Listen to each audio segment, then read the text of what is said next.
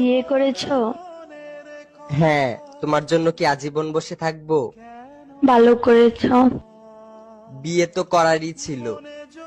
একটা ছবি দিতে পারো? কিসের ছবি? ওই মানুষটা, যে মানুষটার সাথে বিয়ে হয়েছে। না না, তোমার নজর লেগে যাবে। না না না, আমি নজর লাগাবো না, একবার দেখেই ডিলিট করে দিব। না, আমার তোমার উপর ভরসা নেই। আমি ওর উপর কারো নজর লাগতে দেই না।